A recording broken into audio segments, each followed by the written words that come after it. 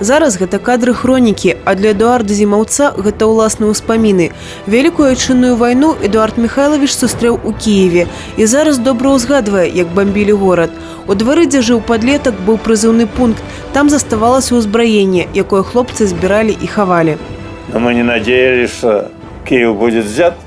Мы надеялись, что все-таки оружие пригодится. И мы в эти первые дни сентябрьские, с 19 сентября, мы уже увидели, как по улице Короленко,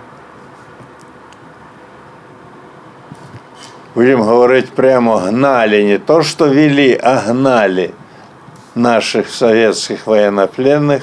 Пасля аблавы Эдуард разам з іншымі падлеткамі быў схоплены фашыстамі. Хлопцаў адправілі ў Харкаўскае гетта, адтуль вазілі ў Чугуев закопваць ямы, у якіх адбываліся расстрэлы яўрэяў. Где-то в феврале месяце в Пургу в группе наших ребят таких собралось там человек 5.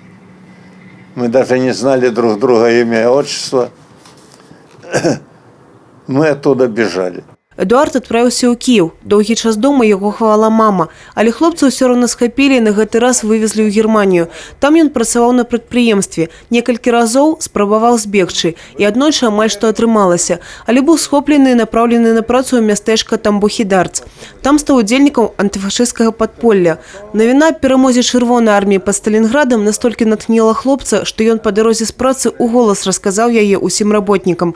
Гэта абурыла мясцовых немак. Пока нас пригнали сюда, к месту нашего постоянного расположения, там уже стояли 2 полицая и эти 2 дамы.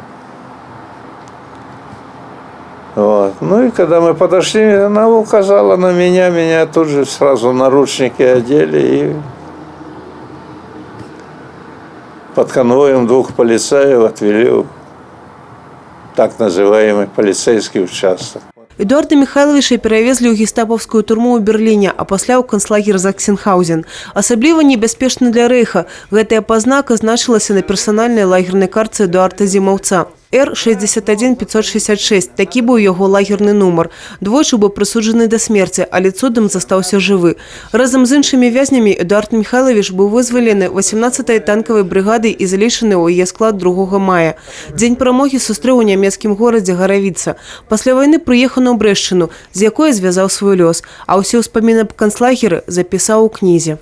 В 2007 году, вот по заданию нашего президента Александра Григорьевича Лукашенко, наш 4 из Беларуси, 4 бывших узников Заксенхаузена, на стене этого лагеря мы водрузили памятную доску о белорусах, погибших в этом концлагере. Справа жыцця стала адукацыя. Эдуард Михайлович – ветэран педагагічнай працы. Некалькі тыдняў таму ён адзначыў свой 95-гадовы юбілей. А на пытанне, што галоўнае ў жыцці, і зараз адказвае лаканічна.